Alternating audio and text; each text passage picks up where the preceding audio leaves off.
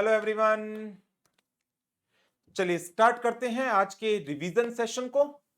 और आज का हमारा टॉपिक है चैप्टर नंबर 6, जिसका नाम है कंप्लीशन एंड रिव्यू। इस चैप्टर में 3 स्टैंडर्ड हैं जो हमें कवर अप करने हैं। एक 560, सेकंड 570 एंड थर्ड 580। तो 500 सीरीज के लास्ट के 3 स्टैंडर्ड्स इस चैप्टर में हमें कवर अप करने हैं।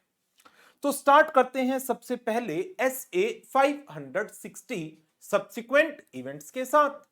सब्सिक्वेंट इवेंट्स की डेफिनेशन में 2 तरह के इवेंट्स आते हैं। कौन से?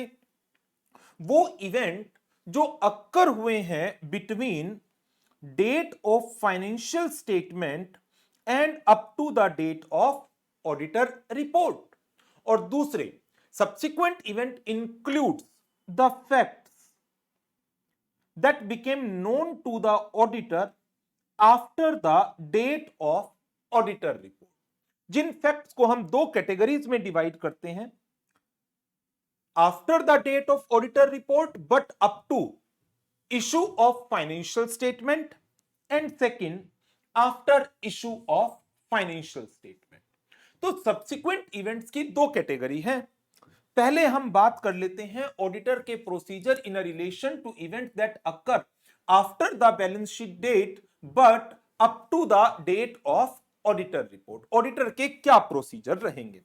सबसे पहला procedure, auditor is required to perform the procedure so as to obtain sufficient appropriate audit evidence that all events that require either adjustment or disclosure are being identified by the management. For the purpose of determining nature and timing of the procedure, auditor may obtain understanding of the procedures that is applied by the management. किस purpose के लिए? For identification of the event. Auditor may inquire the management as to the occurrence of subsequent event that may affect the financial statement. Auditor may read the minutes of meeting that held after the balance sheet date. Auditor may study interim financial statements if available. In addition to this, if after performing these activities, auditor identify any event that either require any adjustment or require any disclosure, auditor is required to ensure its appropriate treatment. If the event require adjustments in the assets and liabilities as on balance sheet date, so he should ensure whether the adjustment has taken place or not. If event requires disclosure, whether the appropriate disclosures are being given in notes to accounts or director report as the case may be or not. Obtain written representation from management that all known events have been appropriately adjusted or disclosed. तो ये सबसे important topic है। What are the auditors procedures that are to be performed in relation to the event occurring between the date of balance sheet and the date of auditor report. इसमें एक theoretical question पूछा जा सकता है, auditor management से किन matters के ऊपर स्पेसिफिक इंक्वायरी रेज कर सकता है। 4 to 5 मार्क्स का क्वेश्चन ये आ सकता है, जिसमें आपको इसमें से एनी 4 to 5 पॉइंट्स जितने मार्क्स का क्वेश्चन आए वो स्पेसिफाई करने होंगे। Number 1, whether after the balance sheet date any new commitment, borrowings or guarantees have been entered into. Inquire whether any sale or acquisition of the asset have occurred or is planning or planned to be occurred. Examine whether there has been any increase in capital or issue of debt instrument. Examine whether any asset have been appropriated by the government or any asset is being destroyed after the balance sheet date. Inquire whether there have been any development regarding contingencies. Inquire whether any unusual accounting adjustments have been made. Inquire whether any event have occurred that bring into the question क्या appropriateness of going concern basis of accounting. Inquire whether any event occurred that are relevant to measurement of estimates or the provisions that are made in the financial statement. Inquire whether any event have occurred that are relevant to the recoverability of the assets. So, auditor को inquire करना है तीन तरह के events, last के ये तीनों point events के हैं। कोई भी ऐसा इवेंट्स जो गोइंग कंसर्न या अकाउंटिंग पॉलिसीज की एप्रोप्रिएटनेस के ऊपर एक क्वेश्चन मार्क लगाता है। कोई भी ऐसा इवेंट जो एस्टिमेट्स की मेजरमेंट से रेलिवेंसी रखता है। कोई भी ऐसा event that is relevant to the recoverability of the asset. इसके अलावा क्या after the balance sheet date कोई नई कमिटमेंट, बोरोइंग, गारंटी के कॉन्ट्रैक्ट्स एंटर्ड हुए? क्या आफ्टर बैलेंस शीट डेट किसी असेट की सेल या एक्विजिशन की प्लानिंग हुई या सेल या एक्विजिशन कर दी गई? क्या कैपिटल या डेट इंस्ट्रूमेंट का इशू हुआ है after the balance sheet date? क्या किसी असेट को गवर्नमेंट ने एप्रोप्रिएट किया या किसी असेट का कोई असेट डिस्ट्रक्ट हुआ, डिस्ट्रॉय हुआ? Any development regarding any contingency, any unusual accounting adjustments. So these are the specific inquiries जो ऑडिटर को मैनेजमेंट से करनी चाहिए so as to identify whether the events that require adjustments or the disclosure in the financial statement are being identified or not. ये तो हो गया सबसे मेन पार्ट SA 560 का as to the audit procedures in relation to the event occurring after the date of audit, after the date of balance sheet but up to the date of auditor report. Now अब बात करते हैं facts की that have become known to the auditor after the date of auditor's report. In facts को हम दो categories में divide करते हैं। ऑडिट रिपोर्ट पर साइन हो चुके हैं, उसके बाद ऑडिटर्स की नॉलेज में कोई फैक्ट आए लेकिन अभी तक फाइनेंशियल स्टेटमेंट्स इशूड नहीं हुई थी। Financial statement are still with the management और हो सकता है ऑडिट रिपोर्ट भी अभी ऑडिटर के पास ही हो, उसने साइन किया है लेकिन ऑडिट रिपोर्ट मैनेजमेंट को ना दी हो सकता है मैनेजमेंट को दे दी हो बट मैनेजमेंट ने अभी फाइनेंशियल स्टेटमेंट इशू नहीं की स्टेक होल्डर्स को। सो कोई भी स्टेज हो सकती है after the signing of audit report but up to issue of financial statement, और उसके बीच में ऑडिटर की नॉलेज में कोई भी ऐसा फैक्ट आता है जिससे उसको यह लगता है कि यदि ये फैक्ट ऑडिट रिपोर्ट पर साइन करने से पहले मुझे पता होता तो मैं ऑडिट रिपोर्ट को मॉडिफाई कर देता, देन वो मैनेजमेंट को रिक्वेस्ट करता है make a suitable modification in the financial statement, और फिर डिपेंड करेगा क्या मैनेजमेंट उसकी सजेशंस को एग्री करती है या नहीं करती, एंड अकॉर्डिंगली ऑडिटर के प्रोसीजर्स आते हैं। बट इन जनरल यदि मैं बात करूं तो auditor has no obligation in a relation to any fact that have become known to the auditor after the date of auditor report in general. However, in case of any significant matter, auditor need to discuss the matter with the management. Auditor need to determine whether the financial statement requires any amendment, inquire how management intends to address that matter in the financial statement. अब question है क्या management agree कर गई financial statements को amend करने के लिए? यदि मैनेजमेंट एग्री कर जाती है फाइनेंशियल स्टेटमेंट्स को अमेंड करने के लिए, देन ऑडिटर अपने प्रोसीजर्स को एक्सटेंड कर देगा to the date of new report, to the date of new report, and नई ऑडिट रिपोर्ट प्रोवाइड करेगा अमेंडेड फाइनेंशियल स्टेटमेंट्स पर, या उसके पास एक ऑल्टरनेट भी है कि वो पुरानी ऑडिट रिपोर्ट को अमेंड कर दे और उसके अंदर पुरानी ऑडिट रिपोर्ट के नीचे एक नई एडिशनल डेट डाल दें that is restricted to amendment portion only. जो फाइनेंशियल स्टेटमेंट्स में अमेंडमेंट हुई है उसके रिलेशन में एक ऑब्जर्वेशन जो उसको देनी है उसके रिलेशन में एक एडिशनल डेट डाल दें that is restricted to that amendment, और उसके ऊपर अपना एक EOM या other matter para as the case में भी वो दे दे। तो यदि मैनेजमेंट फाइनेंशियल स्टेटमेंट्स को अमेंड कर देती है तो ऑडिटर अपने ऑडिट प्रोसीजर्स को एक्सटेंड करेगा to the amended part of the financial statement and या तो ऑल टुगेदर एक नई रिपोर्ट देगा या पुरानी ऑडिट रिपोर्ट को अमेंड करेगा और उसमें एक एडिशनल डेट डालेगा that will be restricted to the amendment part and include an EOM और अदर मैटर पैरा। बट यदि मैनेजमेंट मना कर देती है फाइनेंशियल स्टेटमेंट्स को अमेंड करने के लिए और ऑडिट रिपोर्ट यदि आपके ही पास है उसको फाड़कर फेंकिए और एक नई ऑडिट रिपोर्ट बनाकर दे दो with the modification. Modify report issue कर दीजिए if audit report not yet provided to entity.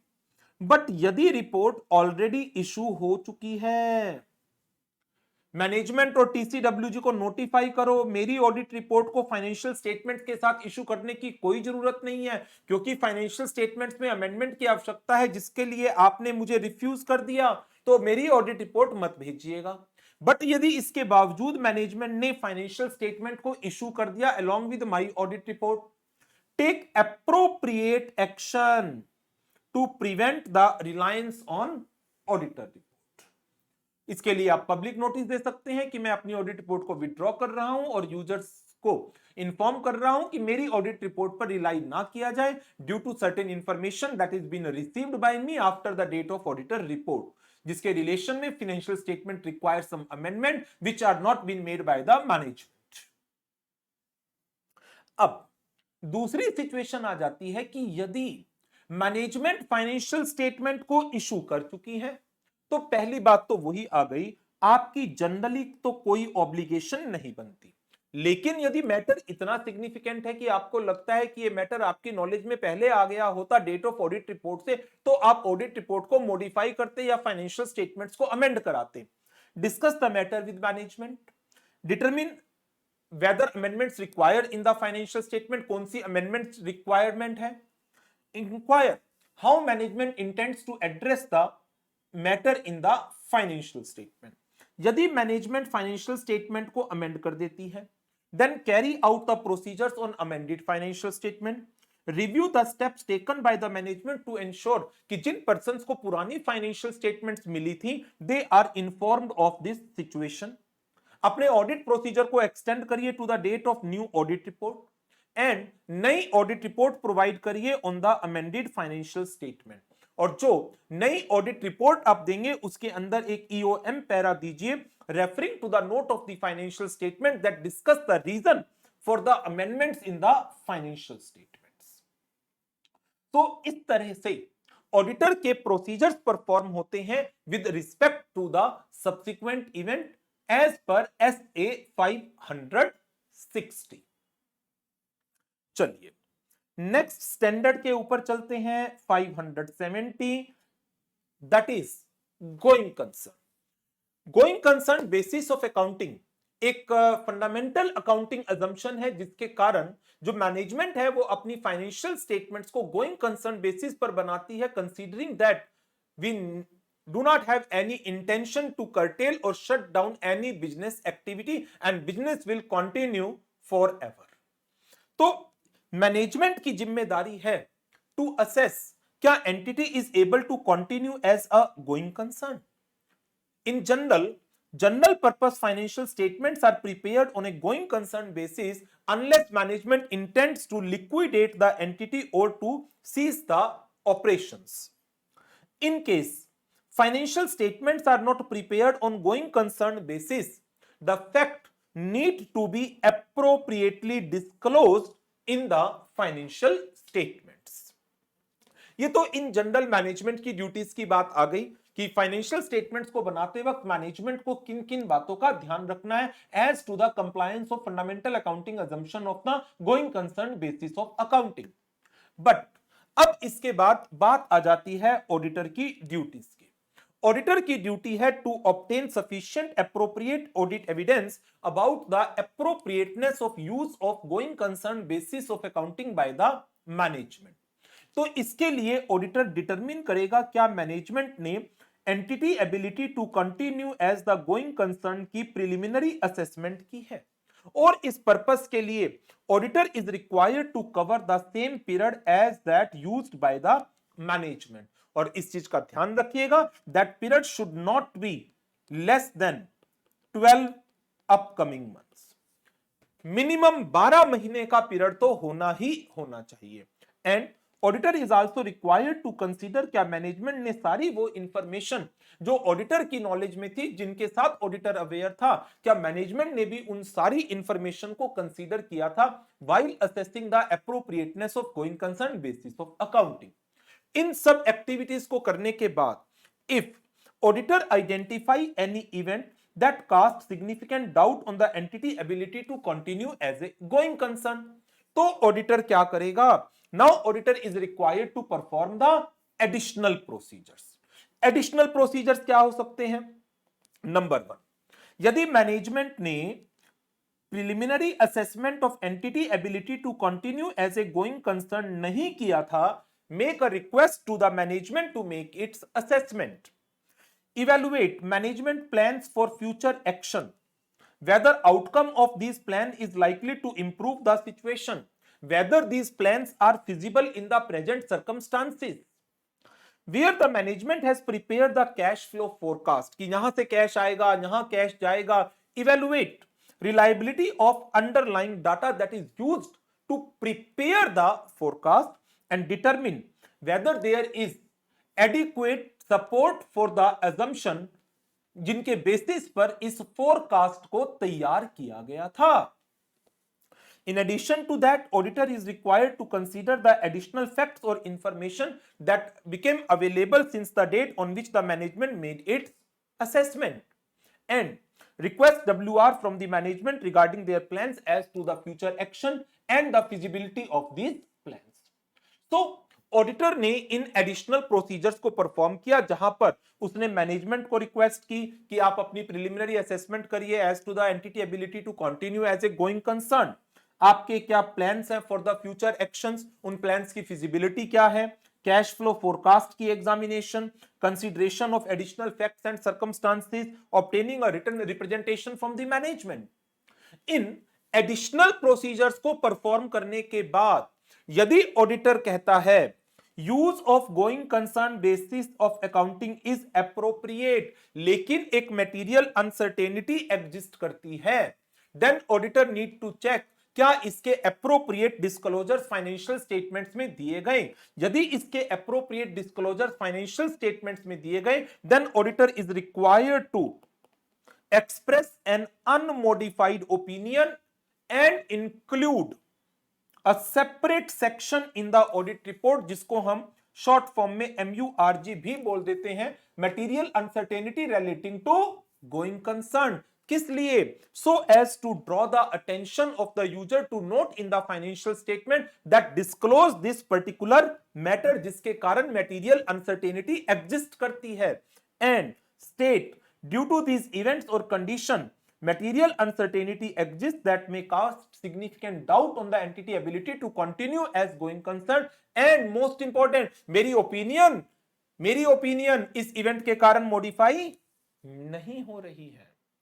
तो ये सबसे मोस्ट इंपॉर्टेंट केस है, जब after performing procedure, after performing the additional procedure, auditor is of the view that use of going concern basis of accounting is appropriate, लेकिन एक material uncertainty exist करती है जिसके appropriate disclosure financial statements में दिए गए हैं, तो auditor इस चीज को अपनी रिपोर्ट में MURG पैरा के थ्रू हाईलाइट करता है without modifying the opinion on the financial statements। लेकिन यदि एप्रोप्रिएट डिस्क्लोजर्स नहीं दिए गए हैं फाइनेंशियल स्टेटमेंट्स के अंदर, इन दैट केस ऑडिटर में एक्सप्रेस ईदर क्वालिफाइड और the adverse opinion based upon the pervasiveness of the disclosures not made in the financial statement. और जो basis for modified opinion section होगा, उसमें एक स्टेटमेंट देगा एक मटेरियल अनसर्टेनिटी एग्जिस्ट करती है जिसके कारण सिग्निफिकेंट डाउट अराइज होता है on the entity ability to continue as a going concern, and financial statement do not adequately disclose this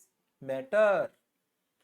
तो ये तो पहली सिचुएशन है कि जब ऑडिटर कंक्लूड करता है going concern basis of accounting is appropriate, लेकिन एक मटेरियल अनसर्टेनिटी एग्जिस्ट करती है, जिसके डिस्क्लोजर फाइनेंशियल स्टेटमेंट में दिए गए हैं तो MURG पैरा, नहीं दिए गए हैं, आधे अधूरे दिए गए हैं तो इधर क्वालिफाइड और adverse opinion. Next, auditor conclude करता है use of going concern basis of accounting is inappropriate, सीधा एडवर्स ओपिनियन। ऑडिटर ने रिक्वेस्ट की मैनेजमेंट को कि आप एक असेसमेंट करिए, you need to perform an assessment of the entity ability to continue as a going concern, या आपका पीरियड 6 महीने था, 9 महीने था, 12 महीने नहीं था, अपनी इस असेसमेंट को एक्सटेंड कर दिए करिए। मैनेजमेंट ने मना कर दिया, no no no no no, consider the implications on the auditor report, circumstances के अकॉर्डिंग जो आपको सही लगता है ऑडिटर रिपोर्ट के अंदर क्या करना चाहिए, accordingly you need to perform. Now ये तो था इसका सारा का सारा प्रोसीजरल पार्ट। फिर इसका एक छोटा सा थ्योरेटिकल पार्ट आ जाता है, कौन सी ऐसी कंडीशन है that may cause significant doubt on the entity ability to continue as a going concern. Number A, financial conditions, net liability position, current assets are less than the current liabilities, non-renewal of borrowings, withdrawal of financial support by the bank, financial institution, creditors, lenders, adverse financial ratios, inability to pay the creditors on time, substantial losses, inability to arrange funds, negative operating cash flows, deterioration in the value of assets, discontinuation of dividend. These are the few indicators which are financial in nature, which indicate that entity may not continue as a going concern, significant doubt exists. Number 2, operating conditions, management intention to liquidate the entity, loss of key managerial personnel, loss of a major market key customer franchise, labor difficulty, shortage of raw material or important supplies, emergence of any successful competitor. These are few operating indicators due to which a significant doubt may arise on the entity ability to continue as a going concern. Others, non-compliance of statutory requirements, pending legal proceedings against the entity, changes in law or regulation, uninsured or underinsured catastrophes, uninsured or underinsured assets, कि कोई catastrophe आ गया, कोई natural calamity arise हो गई जिसके कारण आपके assets destroyed हो गए और इंश्योरेंस था नहीं, you will not be able to continue as a going concern. So these are the points in relation to SA 570 going concern. आगे बढ़ते हैं। Next and the last standard that is covered in this chapter, that is 580 written representation. What is the meaning of the written representation? It is a written statement by the management provided to auditor to confirm certain matter or to support the other audit evidences. क्या written representation एक audit evidence है? Of course it is a audit evidence, it is a response to the inquiry. But क्या ये sufficient and appropriate है? No. Written representation do not itself constitute as a sufficient and appropriate audit evidence. Reason being, it is provided by the management who is responsible for preparing these financial statements. WR should be in the form of a representation letter addressed to the auditor. किन किन matters के ऊपर auditor से written representation request की, management से written representation request की जा सकती है? Number 1, as to the management responsibilities and others matter. As far as management responsibilities is concern, preparation and presentation of financial statement in accordance with the requirements of applicable financial reporting framework, completeness and accuracy of the information provided to the auditor as agreed in the terms of audit engagement, description of the management responsibilities in the manner as described in the letter of engagement, that we fulfill our responsibility in relation to the financial statement as prescribed in the letter of engagement. इसके अलावा other standards on auditing also requires the auditor to obtain the written representation from the management. Say for example, in case of SA 570, auditor should request the written representation from the management and TCWG regarding their plan for future action and feasibility. SA 560. Auditor is required to obtain a written representation from management that all known events have been appropriately adjusted or disclosed. So written representation may be as required by other standard or where auditor determine it's necessary to obtain one or more written representation. Next one. Date and period covered by the written representation. Written representation की date, it shall be as near as practicable to the date of auditor report. However, क्योंकि ये audit evidence है, it should not be after the date of auditor report. Written representation shall be for all the financial statement, balance sheet, P&L, cash flow statement, statement of changes in equity and explanatory notes, and the period referred to in the auditor report. 1 साल है, 2 साल है, 3 साल है, जितने भी period आपने audit report में रेफर किए, जनरली एक फाइनेंशियल ईयर होता है, बट कंपैरेटिव फाइनेंशियल स्टेटमेंट्स के केस में जो एसए 710 है, वहां पर एक से ज्यादा ईयर की ऑडिट भी हो सकती है और वो सारे ईयर रेफर होते हैं. तो ऐसी सिचुएशन में आपकी written representation shall refer to all the period that are referred in the auditors report. In some circumstances, it may be appropriate for the auditor to obtain a written representation about a specific assertion in the financial statement during the course of audit. In such case, it may be necessary to request an updated written representation. तो किसी particular specific assertion के reference में, जो मान लीजिए last year का data है, उसके रेफरेंस में आपके पास पिछले साल भी रिटन रिप्रेजेंटेशन थी, तो मैनेजमेंट से एक सिंगल रिटन रिप्रेजेंटेशन ले लो that all the written representation provided in the preceding year are still relevant. एक अपडेटेड WR आ गई. WR for all the period referred to in the auditor report are to be obtained because management needs to reaffirm that WR it previously made with respect to the prior period it remains appropriate. फिर एक point आ जाता है, there are some situation कि जिस period की ये financial statement है उस पीरियड में current management was not there, management में चेंज आ गया. मैनेजमेंट में चेंज कब आया? अप्रैल 24 के महीने में. फाइनेंशियल ईयर 23-24 है. अब फाइनेंशियल स्टेटमेंट बना तो नई मैनेजमेंट रही है, लेकिन वो कहती है हम तो जिस टाइम पर ये ट्रांजैक्शन हुई हम तो मैनेजमेंट का पार्ट ही नहीं थे, तो हम कैसे रिटर्न रिप्रेजेंटेशन दे सकते हैं. तो ऐसी सिचुएशन में auditor responsibility still lies. Auditor should request the written representation from the management. और क्योंकि जब मैनेजमेंट, आज आप करंट मैनेजमेंट में हो तो पास्ट के लिए भी आपको ही कंप्लायंसेस इंश्योर करने होंगे. वो बात अलग है कि आप पास्ट के लिए लायबिलिटी नहीं लोगे, लेकिन कंप्लायंस तो इंश्योर आप ही करोगे ना. Situations may arise where current management was not present during all the period referred to in the auditor's report. Such person may assert that they are not in a position to provide some or all of the written representation because they were not in place during the period. In such case also, requirement for auditor to request the WR from the management still applies. इसके ऊपर question आया है May 24 के exam में. Question number 3 का B, May 24 का question है ये. CAN is carrying out an audit of restated financial statements of BQR Limited for the past 3 financial year for submission to SEBI pursuant to their upcoming IPO and is planning to issue an audit report on 5th August 24 covering these restated financial statement. तो audit report में ये 3 year cover होने वाले हैं. Before issuing the auditor report and requested the management representation letter from the management for this assignment.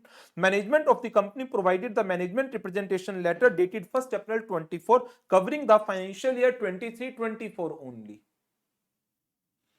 as they were not in the position to provide for the financial year 22-23 and 21-22 because they were not in place during that period.